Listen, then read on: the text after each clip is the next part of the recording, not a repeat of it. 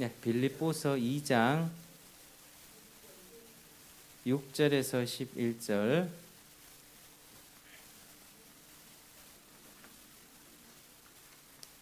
자, 6절 11절 우리 같이 한번 읽어보겠습니다. 시작. 그는 근본 하나님의 본체시나 하나님과 동등됨을 취할 것으로 여기지 아니하시고 오히려 자기를 비워 종의 형체를 가지사 사람들과 같이 되셨고 사람의 모양으로 나타나사 자기를 낮추시고 죽기까지 복종하셨으니 곧 십자가에 죽으심이라. 이러므로 하나님이 그를 지극히 높여 모든 이름 위에 뛰어난 이름을 주사 하늘에 있는 자들과 땅에 있는 자들과 땅 아래에 있는 자들로 모든 무릎을 예수의 이름에 꿇게 하시고 모든 입으로 예수 그리스도를 주라 시인하여 하나님 아버지께 영광을 돌리게 하셨느니라. 아멘. 자, 오늘 이제 23문을 또 지난주에 이어서 이제 공부하겠습니다. 주보 안쪽에 23문 문답을 같이 한번 읽겠습니다. 자, 문 시작. 그리스도께서 우리의 구속자로서 무슨 직분을 행하십니까? 답 시작. 그리스도께서는 우리의 구속자로서 선지자와 제사장과 왕의 직분을 낮아지고 높아지신 두 지위에서 행하십니다. 아멘. 자, 오늘은 이제 비하와 승귀에서 삼중직이라는 제목으로 말씀 좀 나누겠습니다. 자, 구약 시대에서는요, 하나님께서 하나님의 백성을 구원하고 인도하기 위해서, 그러니까 죄와 어둠의 권세에서 구원해내서 하나님의 거룩한 백성으로 세우기 위해서 세 가지 직분자를 허락해 주셨습니다. 그게 한번 따라하시겠습니다. 왕, 선지자, 제사장. 왕, 선지자, 제사장. 그리고 특별히 이 선지자들을, 선지자, 왕, 제사장을 세울 때에 기름을 부어서 세우셨습니다. 그래서 기름 부음을 받은 자를 이제 히브리어로는 메시아, 또 헬라어로는 그리스도 이렇게 표현합니다. 그래서 구약에서는 이런 직분을 가진 메시아들이 있어서 백성들이 하나님의 거룩한 백성으로 잘 설 수 있도록 그렇게 하셨습니다. 하나님이 사람을 통해서 그렇게 한 것이죠. 그래서 이렇게 구약 가운데는 일을 하나님 그렇게 하셨는데 마침내 예수 그리스도께서 이 세상에 오셨을 때에는 이 세 가지 직분을 예수님이 다 함께 갖고 계셨습니다. 그래서 우리 예수님은 왕도 되시고 또 선지자도 되시고 제사장도 되십니다. 이것을 지난주에 살펴보았고요. 오늘은 예수님이 이 세 직분을 행하시는데 특별히 어떤 지위에서 행하십니까? 낮아지고 높아지신 두 지위에서 행하신다는 내용을 살펴보겠습니다. 자, 우리 예수님께서 태어나셨을 때 예수님은 이 마리아라고 하는 경건한 여인의 몸에서 특별히 마리아가 처녀의 몸일 때 태어나셨습니다. 그리고 30세까지는 목수일을 하시고 일반적인 생을 사셨고요. 이 30살 때부터 이 공생의 사역을 시작하셨습니다. 그래서 이제 예수님은 이 30살부터 한 3년 정도 사역하시고 또 죽으시고 장사 지낸 바 되셨다가 부활, 승천, 하나님 보좌 우편에 앉으셨습니다. 이게 예수님의 비하와 승귀입니다. 비하, 승귀 이 말은요, 이제 보통 이제 신학을 배울 때 조직 신학에서 비하, 승귀 이렇게 하는데요. 비하가 낮아지심, 승귀는 높아지심 이렇게 말할 수 있습니다.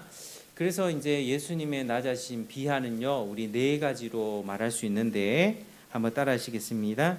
성육신, 고난, 죽음, 장사. 시작. 성육신, 고난, 죽음, 장사. 예수님이 아예 아기 예수로 오셔서 인간이 되셨고 그리고 그 삶 가운데 모든 그 고난을 당하시고 결국에는 죽으셨고 또 장사를 지내셨다. 무덤에 묻히셨다. 그게 비하죠, 비하. 자, 그리고 이제 장사 지낸 바 되셨다가 사흘 만에 부활하셨죠. 이제 높아지셨는데 높아지신 승귀의 신분은 또 네 가지로 얘기할 수 있습니다. 한번 따라하시겠습니다. 부활, 승천, 하나님 보좌 우편에 앉으심, 재림. 시작. 부활, 승천, 하나님 보좌 우편에 앉으심, 재림, 요게 예수님의 높아지시는 것입니다. 그래서 오늘 본문에 빌립보서 2장 6절에서 11절을 우리가 같이 읽었는데요. 이를 잘 설명하고 있습니다. 그는 근본 하나님의 본체시나 하나님과 동등됨을 취할 것으로 여기지 아니하시고 오히려 자기를 비워 종의 형체를 가지사 사람들과 같이 되셨고 사람의 모양으로 나타나사 자기를 낮추시고 죽기까지 복종하셨으니 고 십자가에 죽으심이라. 자, 여기까지가 뭐라고요? 비하죠. 비하 낮아지심. 그리고 9절부터는 이러므로 하나님이 그를 지극히 높여 모든 이름 위에 뛰어난 이름을 주사 하늘에 있는 자들과 땅에 있는 자들과 땅 아래 있는 자들로 모든 무릎을 예수의 이름에 꿇게 하시고 모든 입으로 예수 그리스도를 줄 아시나요? 하나님 아버지께 영광을 돌리게 하셨느니라. 아멘. 여기까지가 9절에서 11절이 바로 승귀입니다. 낮아지시고 높아지시고. 그런데 예수님이 이렇게 낮아지시고 높아지신다는 내용은 구약에서부터 예언된 내용입니다. 누가복음 24장 25절에서 이렇게 보면 예수님이 제자들에게 이렇게 책망을 하시는데요. 부활하신 예수님을 잘 알아보지 못하는 그들에게 선지자들이 말한 모든 것을 마음에 더디 믿는 자들이여 그리스도가 이런 고난을 받고 자기 영광에 들어가야 할 것이 아니냐 하시고 이에 모세와 및 모든 선지자의 글로 시작하여 모든 성경에 쓴 바 자기에 관한 것을 자세히 설명하시니라. 이렇게 말씀합니다. 선지자들이 말한 모든 것을 이 마음에 더디 믿는 자들아, 그리스도는 고난을 받고 영광에 들어가야 된다. 고난을 받고 영광에 들어가야 된다. 그리고 이 내용은 모세의 선지자의 글로 시작하여 모든 성경에 나에 관하여서 이런 내용이 쓰여져 있다. 이렇게 말씀하고 있습니다. 그래서 선지자들은 어떻게 예언했다고요? 그리스도가 고난을 받은 후에 영광을 얻게 될 것이다. 이렇게 예언했다는 것입니다. 그래서 구약에서 예언한 그리스도는 당연히 고난과 영광을 함께 받는 메시아입니다. 근데 당시 사람들은 메시아라고 한다면 정치적인 지도자, 또 민족의 해방자, 영광스러운 지도자라고 생각을 했죠. 고난은 생각조차 하지도 못했습니다. 그들이 대망한 메시아는 당연히 영광스럽고 화려하고 정치적이고 현세적이고 우리를 이 로마의 폭정과 억압에서 구원해줄 그런 아주 멋진 메시아였습니다. 그들은 그런 메시아를 상상했습니다. 그래서 그들은 그들의 마음 가운데 그런 메시아관이 머리에 가슴에 다 있으니까 성경에서 오리라고 한 메시아를 오해했던 거죠. 성경에서는 분명히 영광만 받는 메시아, 높아진 메시아, 왕적인 메시아가 아니라 낮아지고 고난받고 그리고 난 다음에 영광을 받는, 고난을 통해서 영광을 받는 메시아라고 분명히 예언을 쭉 해왔지만 사람들의 자기 생각들이 너무 강하다 보니까 그런 메시아, 성경에서 얘기한 내용들을 잘 받아들이지 못했던 거죠.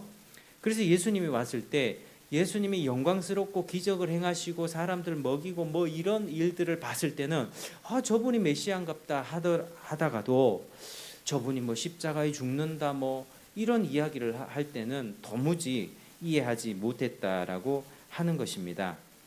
그래서 우리는 여기서 하나 알 수 있는 것이 자기 생각이 너무 강하면 성경의 진리가 들어오지 않습니다. 이게 문제가 우리가 복음을 전할 때 하나님의 사랑과 또 천국과 지옥의 존재와 여러 가지 복음을 전하지만 그 사람들이 받아들이지 않는 것은 자기 생각이 너무 강하기 때문입니다. 내 생각에는 지금 천국과 지옥 생각할 때 아니고 그냥 내 먹고 사는 거 그게 더 나한테 바쁜데 지금 먹고 사는 일도 너무 바쁜데 무슨 천국과 지옥까지 생각하냐, 그거는 생각할 가치도 없는 문제다라고 자기 생각으로 가득 차 있으니까 진리를 아무리 얘기해줘도 이거는 잘 받아들이지 못하는 것입니다. 그래서 상대적으로 자기 생각이 굳어진 어른들, 뭐 이렇게 나이 중년이 넘어가는 어른들을 전도하는 것하고 우리 어린 아이들을 전도하는 것을 비교해 봤을 때 아이들이 훨씬 복음을 잘 받아들인다는 것이 자기 생각들이 아직 고착화되지 않았기 때문이죠. 그래서 문제는 자기 생각입니다. 내 생각, 내 견해, 내 가치관, 그게 절대적으로 옳다고 생각하면 복음을 아무리 찔러줘도, 아무리 복음을 이야기해도 잘 받아들이지 않는 것입니다. 그래서 이 구약 시대 때 예언한 메시아상은 바로 이 고난받는 메시아, 고난 후에 영광을 얻는 메시아인데 사람들은 그렇게 오해했던 것이고요.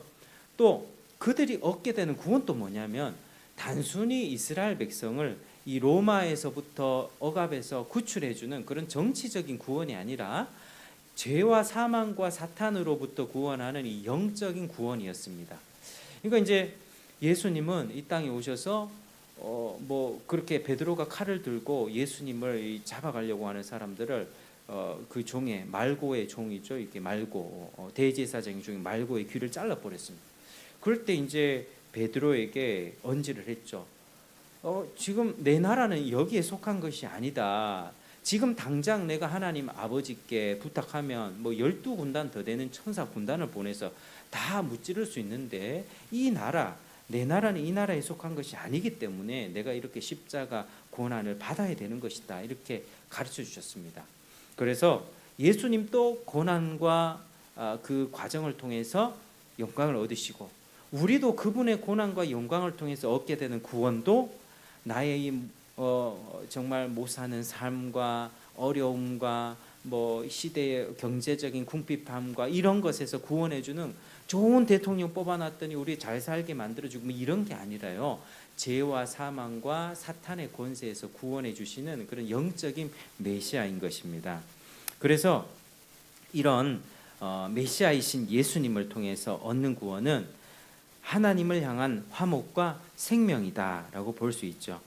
누가복음 24장 44절부터는 이 고난과 영광을 받으신 그분의 이름으로 인하여 죄 사함을 얻게 하는 회개가 예루살렘으로부터 시작해서 모든 족속에게 전파될 것이 기록되었으니 이렇게 말씀합니다. 그러니까 이제 십자가의 죽음과 부활로 그분이 영광을 받으셨고요.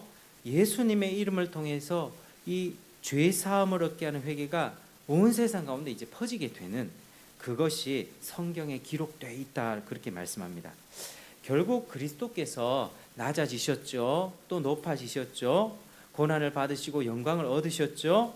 그 일로 말미암아 회개하고 믿는 사람들은 바로 하나님께 죄 사함을 받는다는 것입니다. 이게 모든 족속에게 전파될 것인데 구약에 다 예언된 내용이다 이렇게 말씀한 것입니다. 결국 성경에서 말하는 메시아는 낮아지시고 또 영광스럽게 되신 과정을 통해서 우리에게 죄 사함과 생명을 주시는 일을 하는 분입니다. 그런데 일을 할 때 몇 가지 직분을 가지고 일하신다고요? 바로 세 가지 삼중직이라고 합니다. 그게 선지자, 제사장, 왕의 직분을 예수님이 가지시고 일을 하십니다. 자, 예수님이 성육신 하셨을 때를 좀 살펴볼까요? 그때 공생의 사역하실 때 어땠습니까? 중풍병자를 치유하시면서 내가 너희에게 인자가 죄를 사하는 권세가 있음을 너희에게 알게 하려 하노라 하면서 일어나 걸어라 이렇게 중풍병자를 고쳐주셨습니다. 지금 성육신한 상태는 예수님이 낮아지신 신분이죠. 죄사함을 행하셨습니다. 또 죽은 야이로를 살려서 생명을 주셨습니다. 죽은 지 나흘이 되어 냄새가 나는 나사로도 살리셨죠. 생명을 주셨습니다. 예수님이 낮아지실 때 하셨던 사역들, 또 귀신 들린 자를 온전케 했고요. 예수님이 육신으로 계셨을 때 행했던 이런 사역은 그분이 메시아로서 모두 죄 사함을 주시는 분, 생명을 주시는 분임을 알게 하는 사역이었습니다. 결국 그분은 죄를 사하는 왕이셨고 또 백성들을 하나님께로 데려가는 제사장이었고 또 하나님의 모든 진리의 말씀을 전하는 선지자 역할을 함께 하신 것입니다. 예수님의 공생의 사역 가운데 행하셨던 기적이나 가르침, 전도, 귀신 쫓아내심, 죽은 사람 살리시는 모든 사역은요, 왕, 제사장, 선지자의 사역이 이렇게 함께 어느 한 부분이 더 강화되어서 나오는 부분이 있지만 이 세 가지 사역 삼중직을 함께 수행하신 것이다, 이렇게 우리가 보면 되는 것입니다. 그리하여 그분의 낮아지신 신분, 성육신, 고난, 죽음, 장사 가운데에 죄사함을 이루신 것이고 모든 죄, 인간의 죄를 대속하셨습니다. 자, 그러면 그분의 높아지신 신분, 부활, 승천, 하나님 보호자의 우편에 앉으심, 이 재림을 통해서는 어떻게 우리를 인도하실까요? 마태복음 28장 18절 이하를 보면 대위임령이라고 하는 부분이 나오는데요. 하늘과 땅의 모든 권세를 내게 주셨으니 그러므로 너희는 가서 모든 족속으로 제자를 삼아 아버지와 아들과 성령의 이름으로 세례를 주고 내가 너희에게 분부한 모든 것을 가르쳐 지키게 하라. 볼지어다 내가 세상 끝날까지 너희와 함께 항상 함께 있으리라, 이렇게 말씀하셨습니다. 그러니까 예수님은 부활하시고요, 승천하시기 전에 이 말씀을 하시는데 승천하신 다음에는 제자들이 어떻게 됩니까? 이 말씀에 따라서, 이 대위임령에 따라서 제자들은 만방에 복음을 전하는 사람들이 되었죠. 복음 전파는 이 세 직분을 함께 수행하는 일입니다. 먼저는 복음 전파 때 하나님 말씀 전하죠. 이 선지자 직분입니다. 하나님의 말씀을 전하는 것. 지금 저와 같은 목회자들이 말씀을 전하는 것은 선지자의 직분을 행하는 것과 굉장히 가깝습니다. 선지자로서 말씀을 전하는 역할과, 그리고 말씀으로 훈계하고 책망하고 말씀 앞에 무릎 꿇게 하는 이 왕으로서 말씀으로 다스리는 역할도 있는 거고요.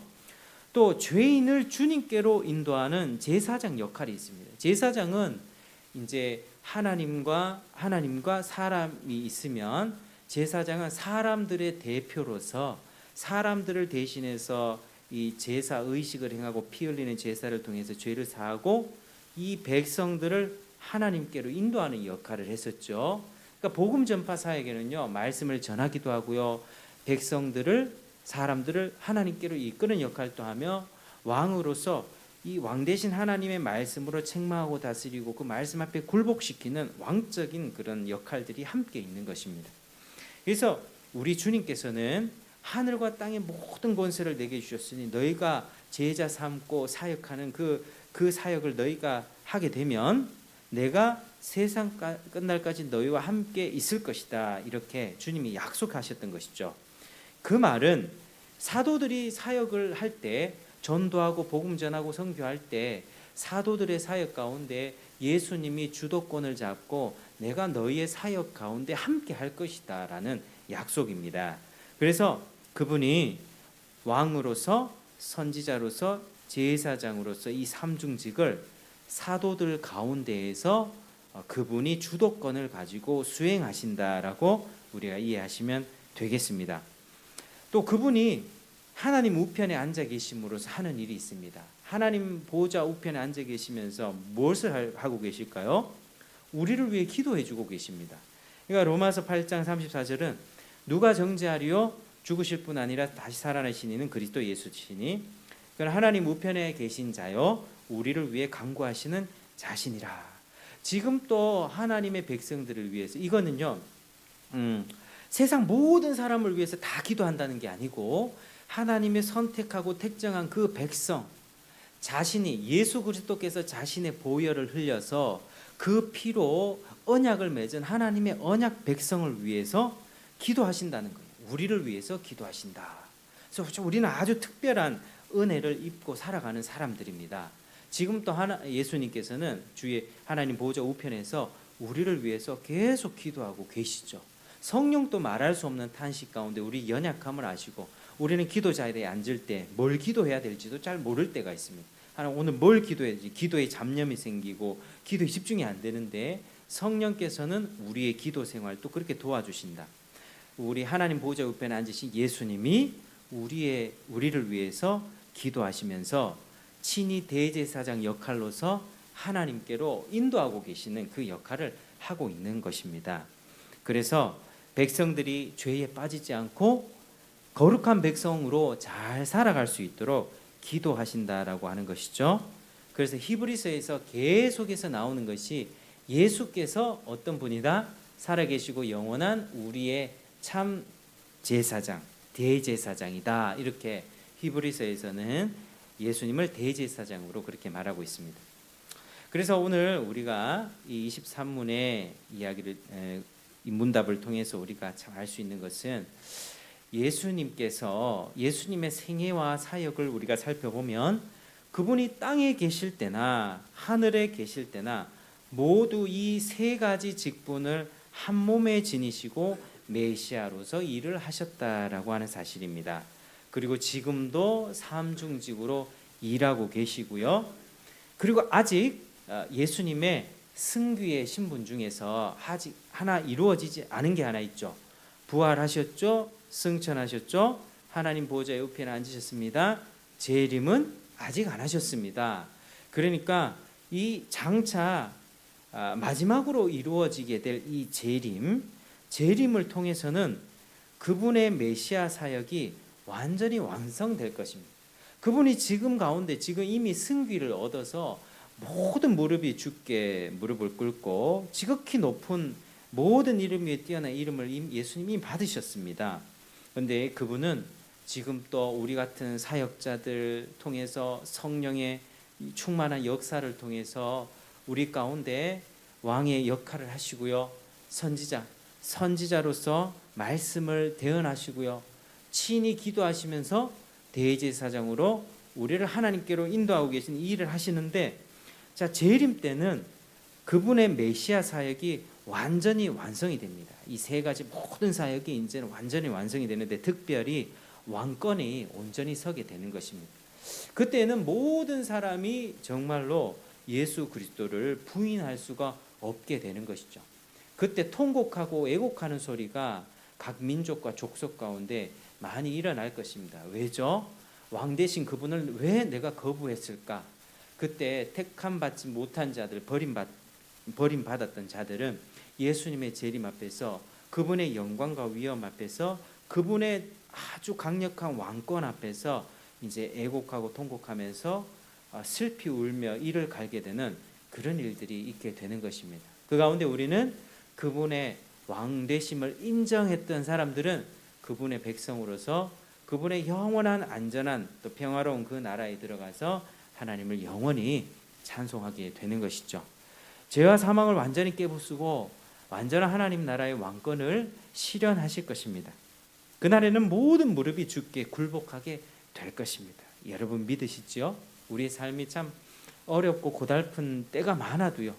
눈물 나고 진짜 몸 아프고 참 아무도 내 마음을 모를 것 같은 괴로운 가운데 있지만 우리가 참을 수 있는 이유는 바로 여기 있습니다. 주님이 나를 구원해 주시고 또 내가 안전하게 하나님 나라 갈 때까지 우리 주님이 인도해 주시며 모든 완성, 구원의 완성이 바로 그날 이루어질 것이다 라고 하는 그 소망 가지고 우리가 살아가는 것입니다.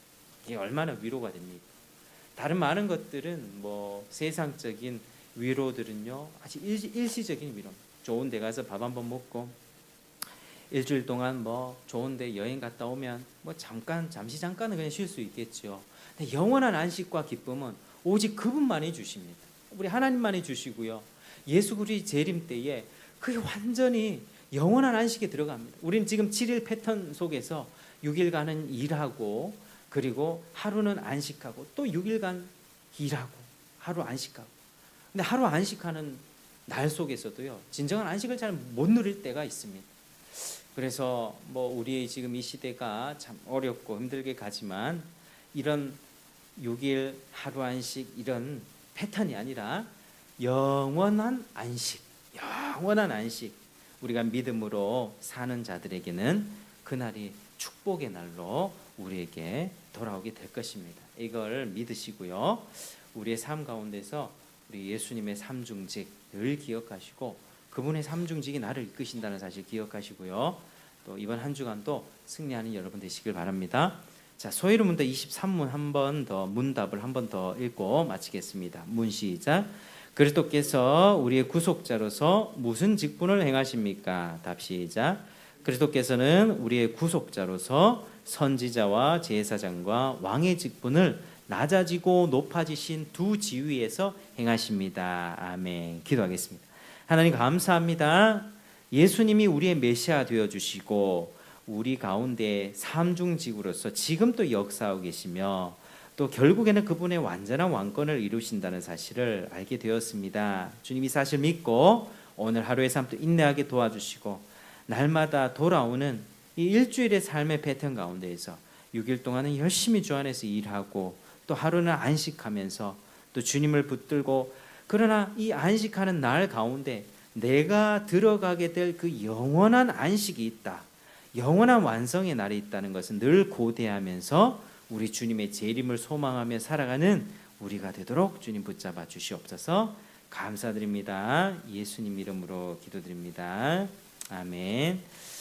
우리 찬송